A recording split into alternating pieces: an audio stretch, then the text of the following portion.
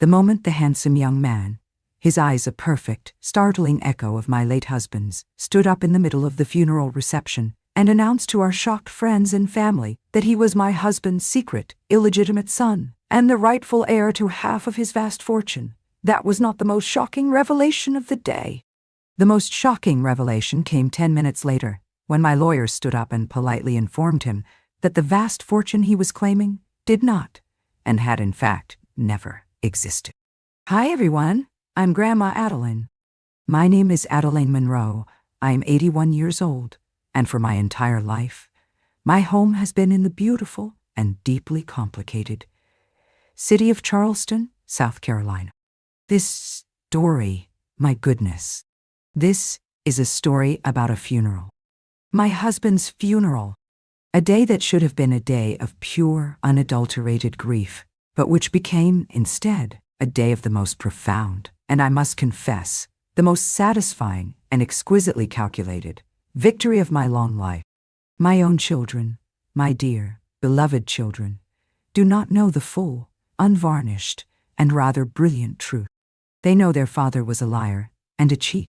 They know he had a secret son. They do not know that their quiet, grieving mother was, and has always been, the sole and absolute owner of every single, solitary asset they had ever believed was their father's.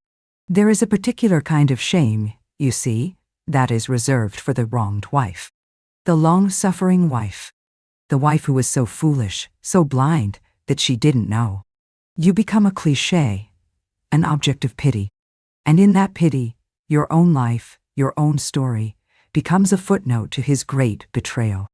The shame of it is not in his actions, it is in your own perceived incompetence. And for a very long time, I wore that shame like a heavy, black veil. But I am telling this story now because I have finally and completely lifted that veil. I have learned that the greatest power in the world is not a man's fortune, but a woman's quiet and often unseen wisdom.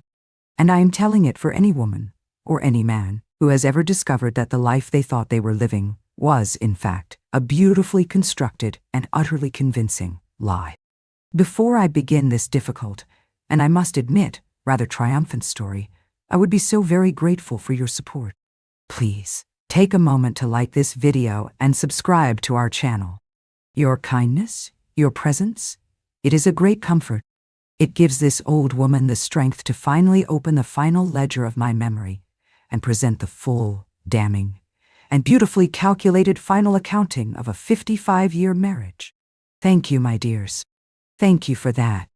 My life, the one that truly matters, begins not with a lie, but with a love story. Or at least, what I believe to be a love story for 55 years. His name was Charles Sterling, and he was, to the world, and to me, a king. We met at a university gala. I was a quiet, studious girl, the daughter of a moderately successful but deeply respected Charleston lawyer. I was a girl who had been raised in a world of quiet, old money, a world of honor, and of trusts, and of the sacred duty of a family to protect its legacy. He was a force of nature, a boy on a scholarship from a poor town up in the mountains, with a mind like a steel trap, and a hunger to conquer the world that was as breathtaking as it was terrifying. He did not just want to be successful. He wanted to build a dynasty. And from the very first moment, he decided that I and my family's old, respected name would be his queen and his foundation. Our courtship was a whirlwind. He was a man who believed not in waiting for things, but in taking them. And he took my heart with a confidence and a certainty that left me, and my cautious, protective father, breathless. I remember my father, a man who could read a contract and a man's character with a terrifying clarity, taking me aside before our engagement. "My dear girl," he'd said, his voice full of a deep and worried love. "This young man, he is a hurricane.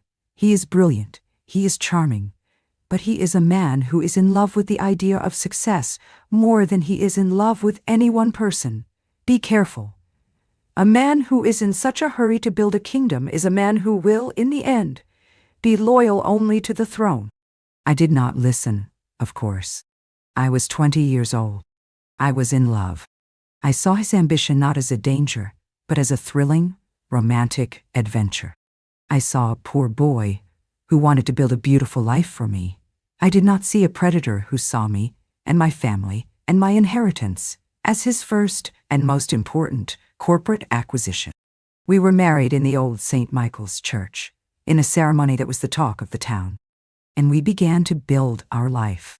Or rather, he began to build his. He was a brilliant businessman. With the seed money from my inheritance and the social connections of my family name, he built an empire in real estate and development. He was a king. And I was his perfect, quiet, and deeply supportive queen. I ran our beautiful home. I raised our 2 children. I hosted the perfect dinner parties.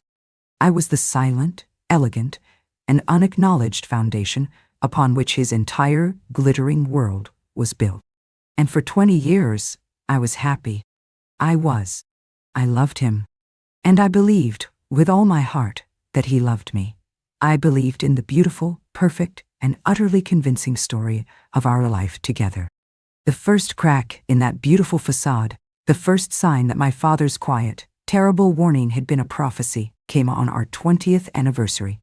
He gave me a beautiful, simple diamond bracelet. It was lovely. But I knew, from a quiet conversation with our accountant, that he had just had the most successful year of his career.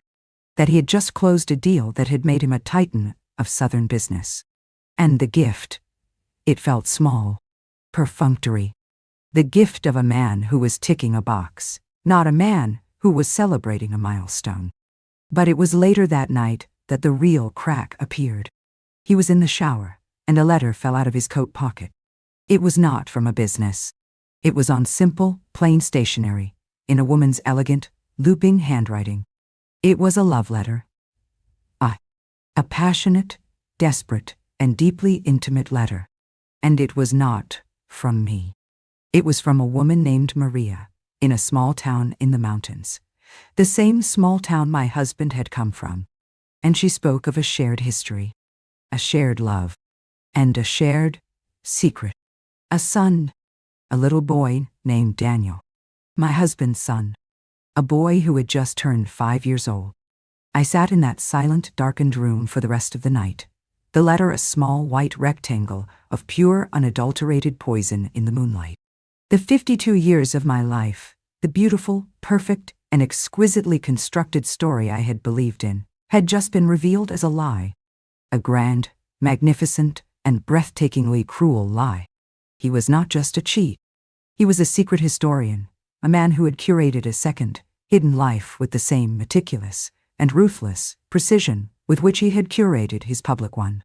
He had not just a mistress. He had a son, a first-born son, a secret heir. My first instinct was a firestorm of rage, a primal, animalistic urge to scream, to shatter, to burn his perfect, beautiful, lying world to the ground. I wanted to confront him. I wanted to see the look of terror in his eyes as I held the proof of his betrayal in my hand. I wanted to destroy him. But then, the quiet, cautious, and deeply ingrained voice of my father whispered in my ear. A man who is in such a hurry to build a kingdom is a man who will, in the end, be loyal only to the throne. And I knew, with a sudden cold clarity, that a direct emotional confrontation would be a fool's game. He was a master of the narrative. He would have a dozen plausible lies, 100 charming excuses. He would twist the story. He would make it my fault.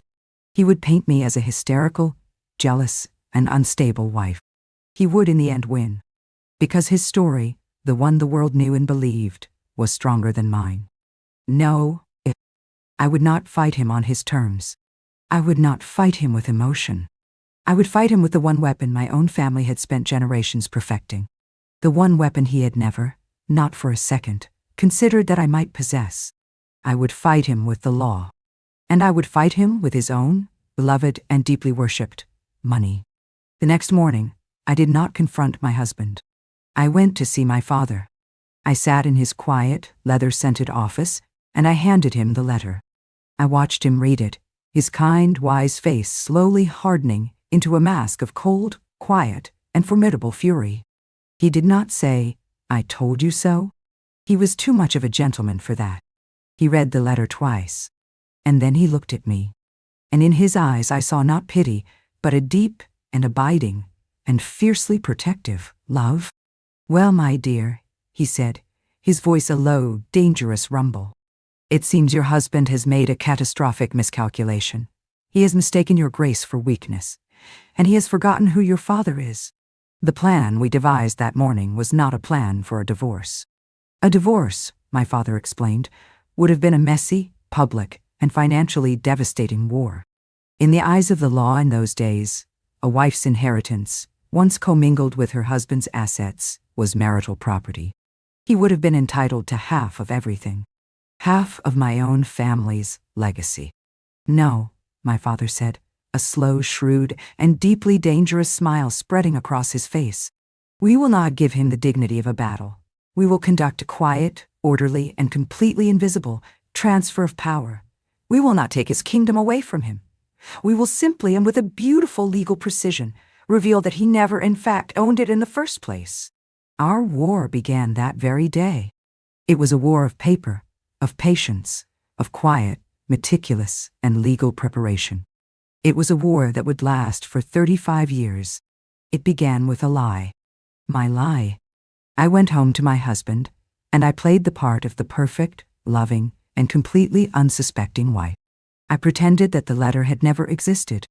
I swallowed my pain, my rage, my heartbreak, and I smiled. And he, in his arrogance, believed me.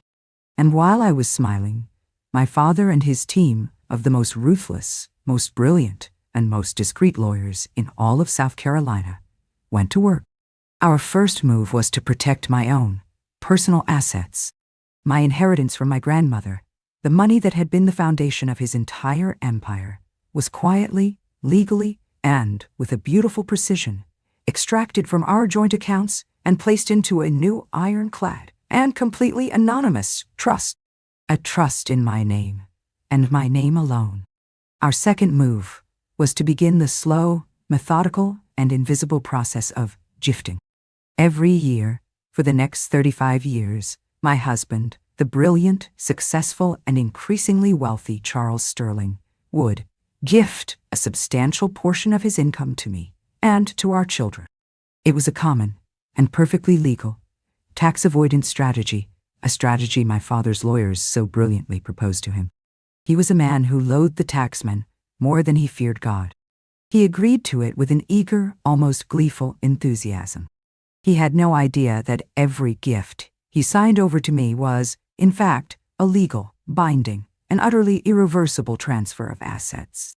He was so focused on cheating the government out of its 30%, he never once realized he was, with his own signature, cheating himself out of 100%. He was, with his own hand, with his own brilliant, greedy mind, systematically, and with a beautiful, legal irony, making me a very, very wealthy woman. He was not just building his own empire. He was, without his knowledge, building mine. And I played my part.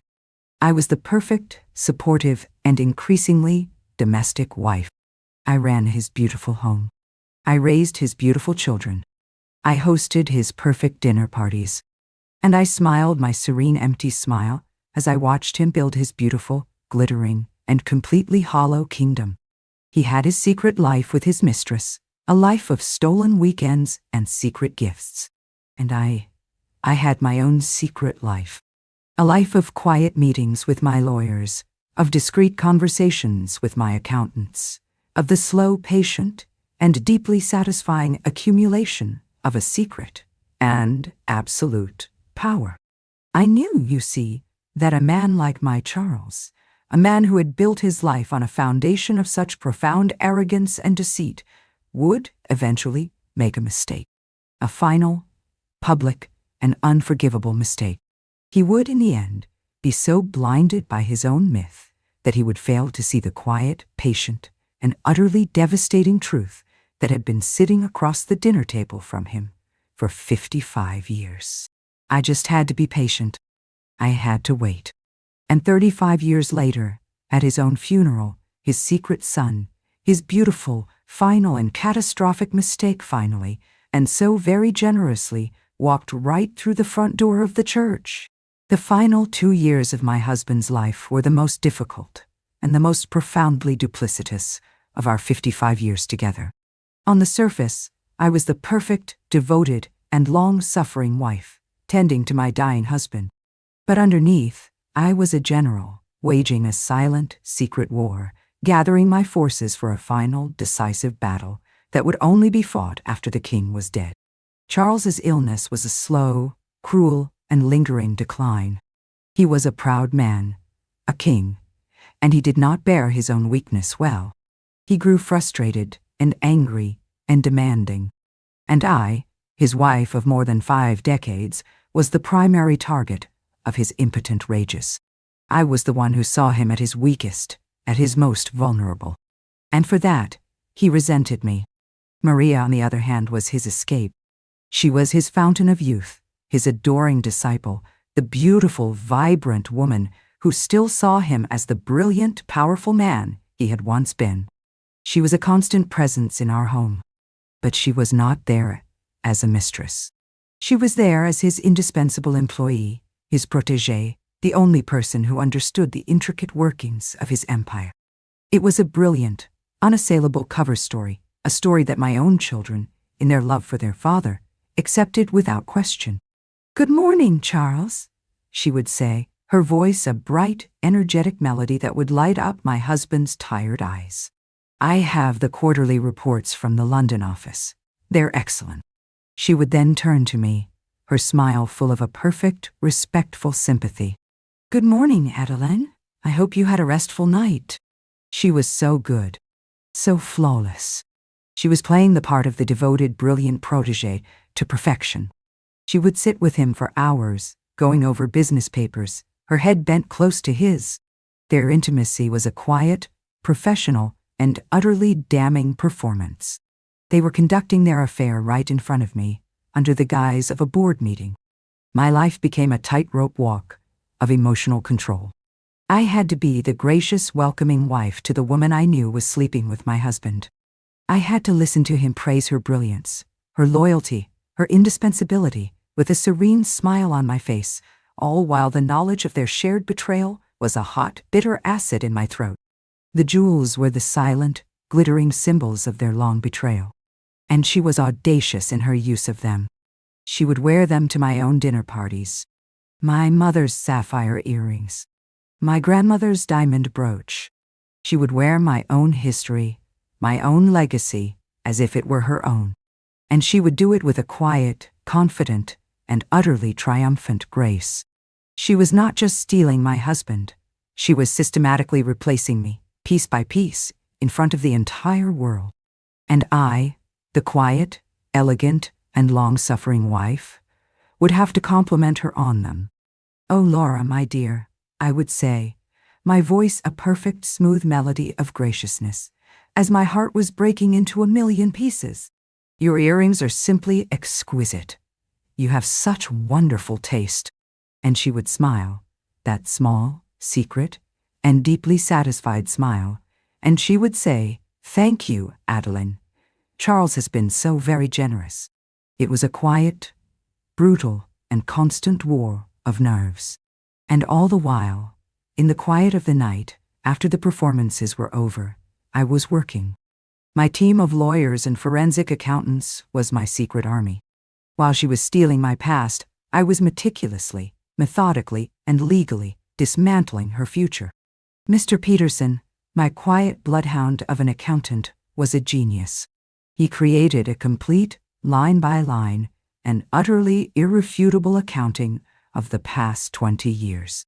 Every gift, every trip, every dinner, every hotel room, every single dollar that had been siphoned from our shared accounts and poured into her secret life was documented.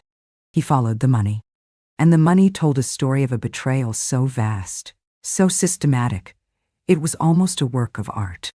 The final, and most important, piece of the puzzle was the house.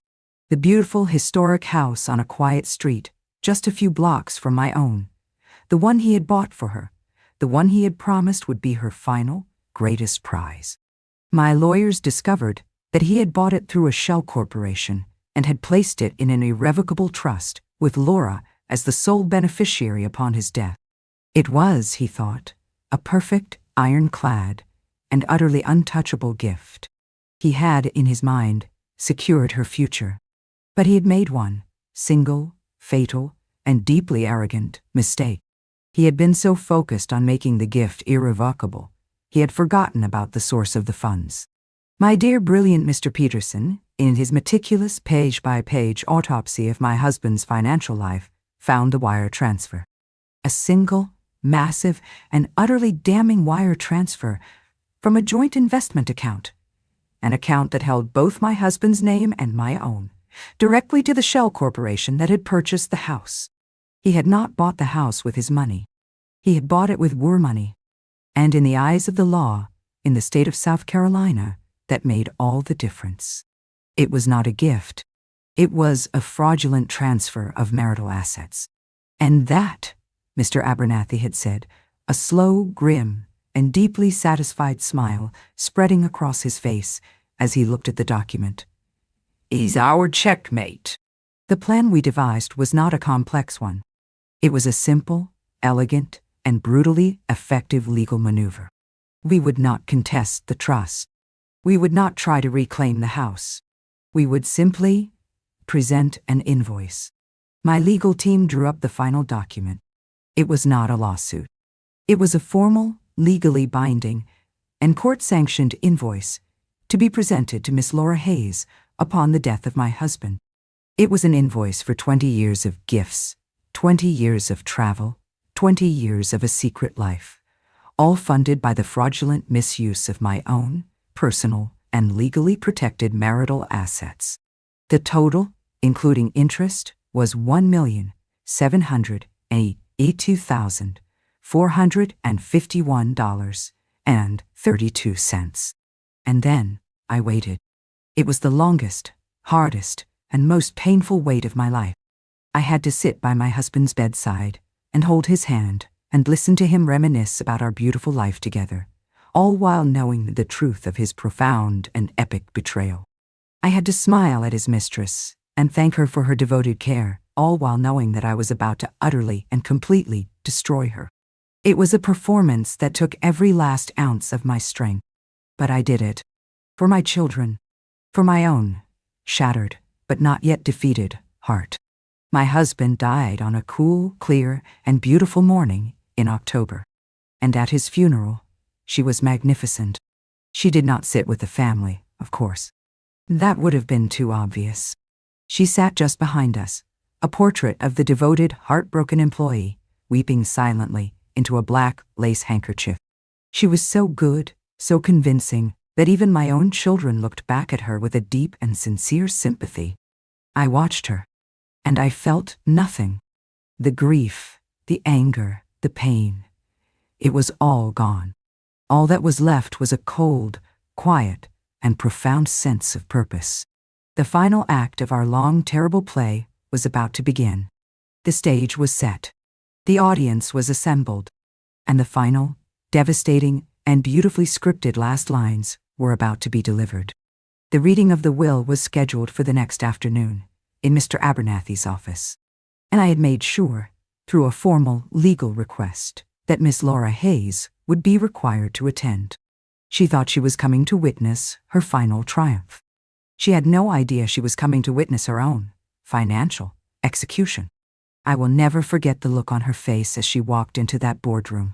She was a masterpiece of performative grief. Her beautiful face was pale and tragic, her large dark eyes shimmering with unshed tears. She wore a simple, exquisitely cut black dress, and around her neck a single perfect strand of pearls. My mother's pearls, the ones my husband had stolen from my jewelry box, and which she now wore as a quiet, defiant declaration of her true place in his life. She was not just a secretary. She was the shadow widow. She gave me a small, sad, and deeply sympathetic smile as she took her seat. A smile that said, "We are in this together, you and I. We are the two women who loved him most.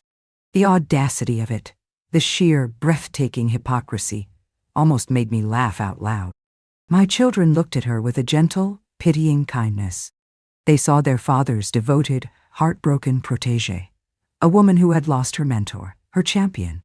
They had no idea they were looking at the woman who had been their father's mistress for 20 years, the woman who had been systematically stealing their inheritance with every breath she took.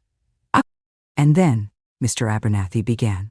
He cleared his throat, and in the dead, silent room, the sound was like a gunshot.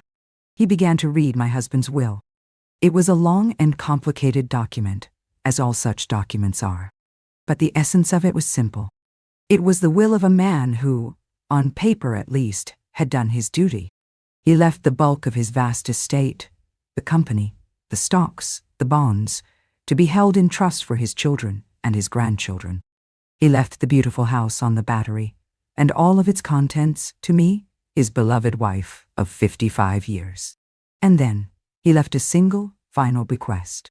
A bequest that was a masterpiece of his own particular brand of cruel, romantic, and theatrical arrogance. And finally, Mr. Abernathy read, his voice a dry, emotionless monotone. To my most loyal, most devoted, and most trusted friend and colleague, Miss Laura Hayes, in recognition of her 20 years of unparalleled service and unwavering devotion, I leave the property located at 18 Trad Street to be hers and hers alone, free and clear of all encumbrance. She wept. Of course, she wept. Beautiful, silent, and utterly convincing tears of gratitude rolled down her cheeks. She had done it. She had won. She had secured her prize. The beautiful, historic, and priceless house was hers. The final crowning achievement of her 20-year-long campaign. My children looked at me, their eyes full of a quiet, sad love. They saw a grieving widow listening to the final generous act of her great man. They had no idea they were watching the opening move of a war they didn't even know had been declared. When the reading was finished, a somber, quiet mood settled over the room. My children stood up to leave, but Mr. Abernathy cleared his throat again. "If you would all please remain seated," he said, his voice now taking on a new, colder, and more formal tone. "There is one final piece of estate business to attend to." He looked directly at Laura, and for the first time, a flicker of something, a tiny, almost imperceptible flicker of confusion, of unease, crossed her beautiful, grieving face. "Miss Hayes," Mr. Abernathy began, "as the executor of the estate of the late Charles Sterling, and as the legal representative of his widow, Mrs. Adeline Monroe, it is my duty to present you with this document." He slid a single, thick, and very official-looking envelope across the polished mahogany table towards her. She stared at it, her brow furrowed. I don't understand," she stammered. "It is," Mr. Abernathy said, his voice as cold and as clean as a surgeon's scalpel, "a legal, court-ordered, and fully itemized invoice." The room was silent. So silent you could hear the faint ticking of the grandfather clock in the hall. Her hands trembled slightly as she opened the envelope.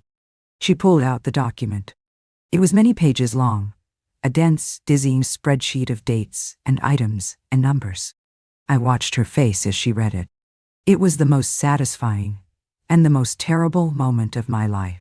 I watched as the color drained from her cheeks. I watched as her eyes, her beautiful, dark, and triumphant eyes, grew wide with a dawning, horrified, and utterly cataclysmic understanding. She was not reading a legal document. She was reading the secret history of her own life, a history of her own greed. The invoice detailed every piece of jewelry he had ever given her, with its appraised value and the date of purchase. It detailed every first-class plane ticket, every five-star hotel, every couture dress, every single, solitary, and sordid transaction of their 20-year affair. It was the complete and irrefutable accounting of a life that had been funded, in its entirety, by the fraudulent misuse of my own, personal, and legally protected marital assets. And at the bottom of the final page, there was a grand total. Bold, hard, and beautifully calculated number. $1,782,000, $451.32. As you will see, Mr. Abernathy continued, his voice a relentless, emotionless drone. That is the total sum of marital assets illegally and fraudulently transferred to you by the late Mr. Sterling over the past 20 years. Under South Carolina state law, Mrs. Monroe is entitled to reclaim that full amount. This invoice is a formal demand for immediate repayment. If the amount is not repaid in full within 30 days, my client has instructed me to file a civil suit for damages that will include not just the principal, but punitive damages, legal fees, and 20 years of accrued interest. He paused, letting the full, devastating weight of the words land. Of course, he added, with the faintest, cruelest hint of a smile, we are aware that you may not have that amount in liquid cash. However, you are now the proud owner of a significant piece of Charleston real estate. I am sure you will have no trouble securing a loan against your new asset to cover your old debts. Why? And there it was, the checkmate, the beautiful, perfect, and utterly inescapable trap. The house he had given her, the great prize, the symbol of her victory. It was no longer a gift. It was a debt, a crushing millstone of a debt that would follow her for the rest of her life. He had not given her a sanctuary. He had given her a prison. And I, his quiet, grieving, and useless wife, had just handed her the bill. She just sat there, her face a grotesque mask of shattered, silent horror. The beautiful, tragic performance was over. The actress was gone, and in her place was just a common, greedy, and utterly defeated thief. She looked at me then, and in her eyes, I did not see hatred. I did not see anger. I saw only the pure, raw, and soul-destroying terror of a woman who has just realized she has been outplayed, outmaneuvered, and utterly and completely destroyed. She sold the house, of course. She had to. The scandal, though quiet, was absolute. Her reputation was ruined. She left Charleston, a broken and indebted woman. She vanished. My children, the truth was a terrible, bitter pill for them to swallow. The image of their father, their great, heroic father, was shattered forever. But they are good children, and they are strong. We are healing. We are, for the first time, building a new family, a family based not on a beautiful, romantic myth, but on a difficult and complicated, and ultimately, a more honest truth. I learned that most profound betrayals are not the loud, angry ones, but the quiet, patient, and smiling ones. I learned that my husband was a man who loved me, in his way, but he loved his own story more. And in the end, he was so consumed by the myth of his own making that he forgot the one, simple and irrefutable truth that had been sitting across the dinner table from him for 55 years. I was a better chess player than he was. So, if you are out there and you are fighting a long, quiet, and lonely war, do not lose hope. Keep your own counsel, gather your evidence, and wait for your moment. For the greatest victory is not in winning the battle. It is in winning the war. And sometimes, the most devastating move on the board is the one that is made with a quiet, legal, and beautiful precision from beyond the grave. Thank you for letting me share this very strategic story with you. It is a good reminder, I think, to always know the value of your assets. If you have enjoyed this tale, please take a moment to like this video, subscribe to our channel, and press the notification bell. It means so much to know that our stories are being heard. And in the comments below, I would love for you to share a story about a time when a well-laid plan led to a perfect and satisfying checkmate. Love you all. This is Grandma Adeline, and I'll see you in the next story.